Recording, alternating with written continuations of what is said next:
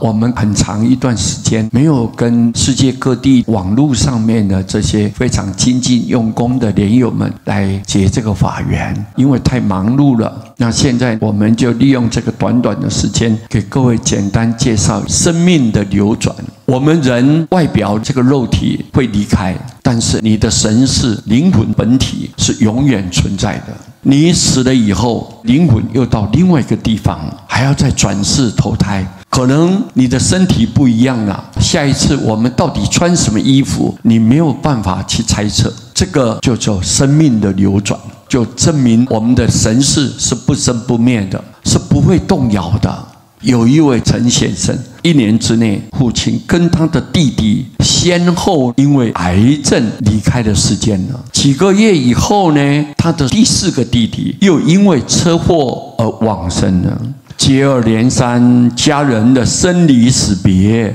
让陈先生痛不欲生啊！只有仰赖宗教的力量，化解亲人莫名离去的哀伤。所谓此死彼生呢，彼死此生，就是在这个地方死了，但是那个地方又出世又转生了。人的生命物质部分呢，就是肉体虽然死亡，但精神部分呢却永远不死。特别是作为精神主体的八世兴亡啊，含藏着人过去所造的业因啊，引生我们现世的结果，再由现世的行为形成了不可磨灭的业种子，储藏在八世田中，作为引生未来生命的主因呢，于是就成为过去、现在、未来3世生命的流转，生生不移啊。醒安大师他说，我们呢生离死别所流出的眼泪，像四海的波涛啊，像四大海一样这么多，尔击鼓啊，就是人死掉以后的尸骨，过比重山啊，比那个重山还高啊，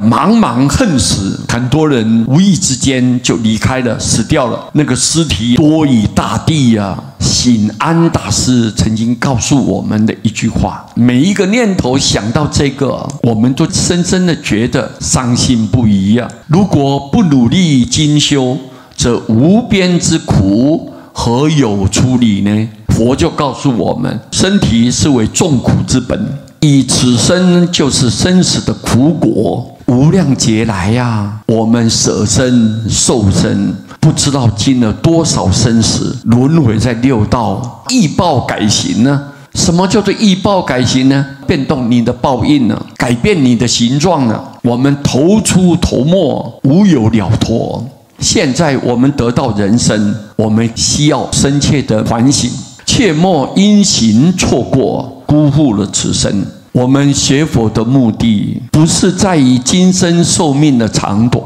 不是，而是在于寻求得到永恒的生命。我们人呢，如果肯发心念佛，求生净土，你具足信愿，一心专念阿弥陀佛，临终必定猛佛接引而往生净土，这是佛对众生的承诺。只要你肯相信，愿意到极乐世界，你好好的念佛，自然在你最需要的时候，我来接引你，你就花开见佛而证悟无生了。你没有生，就不会有死，从此你就可以了断烦恼，永了生死，毕竟成佛，不再生死流转啊。所以各位，念佛是我们最根本的修行方法。所有的祖师大德一再为我们劝告，末法的年代，想要脱离6道轮回，离开这个3界的折磨生死的轮回，唯独只有靠信愿行这3个字。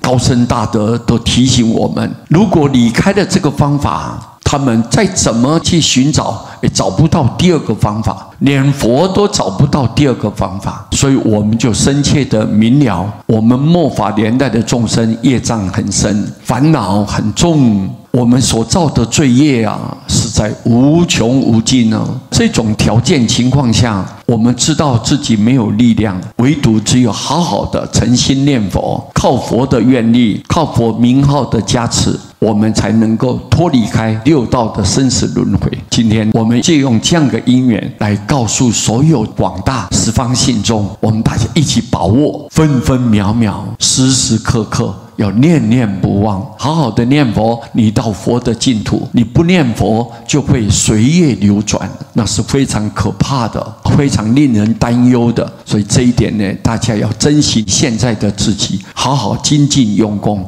感谢大家，南无阿弥陀佛。